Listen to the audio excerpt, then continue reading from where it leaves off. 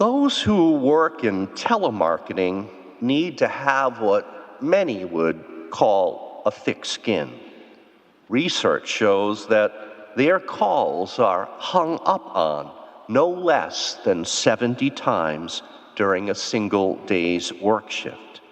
And that is not to suggest that they get a warm reception from every other call that they have to place either. Indeed, if you're going to take a job in that kind of a field, and especially if you're going to make a career of it, then you better be prepared to face rejection. And you really can't take it too personally.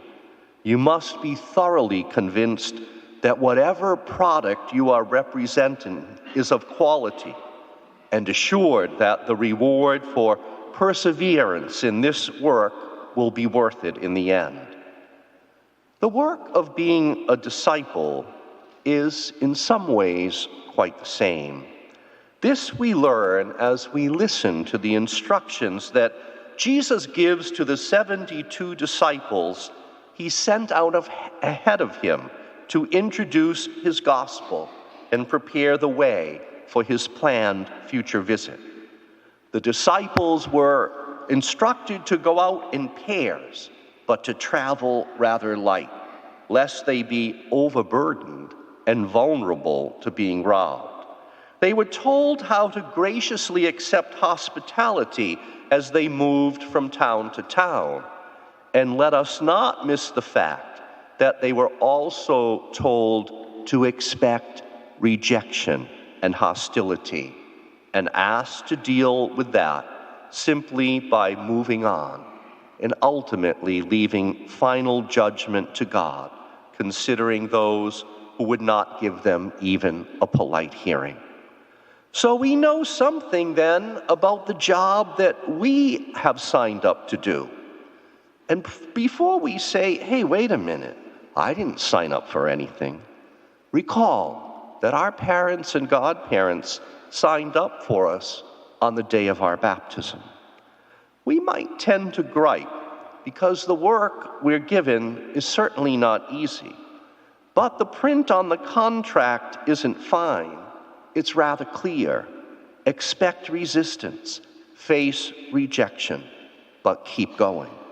Keep announcing the coming of the reign of God and encourage others to accept the gospel as their way of life, because that is the surest way that they will one day be numbered among the citizens of that kingdom that Jesus proclaimed and that will be without end.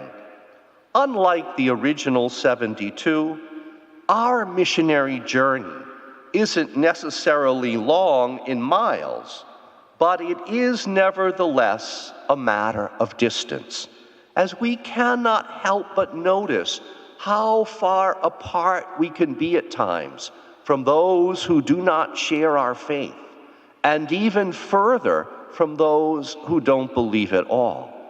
Indeed, we can be quite distant in outlook and behavior, even with some who may live in the very same household as we do, or are part of the same extended family, or among those in our regular social, professional, or recreational circles. So it is also important that we not take our missionary journey alone, even if it is only as far as our own living room, favorite golf club, or bridge gathering, but rather take extra care never to engage in any discussion on sensitive matters of faith with others, unless we can also count on the strength and support of a fellow believer to help us as well. But better yet, we might heed the words of Francis Assisi, who said, "Preach the gospel always. If necessary, use words."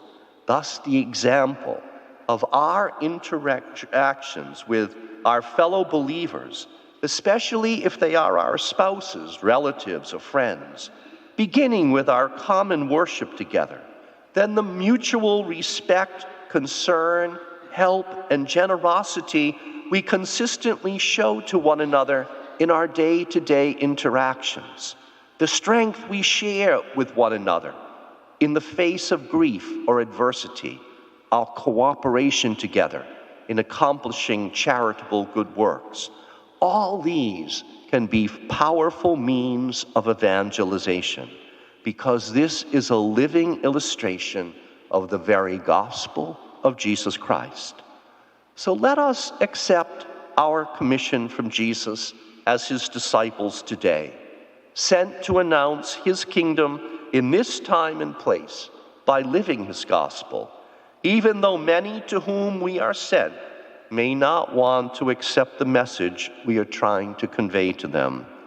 May the thick skin we will have to develop in the face of inevitable rejection never disguise the tenderness that must remain in our hearts, which by the love, patience, and mercy our hearts contain, rather than any tendency to harsh judgments of others, have more potential to attract unbelievers to Christ than to repel them.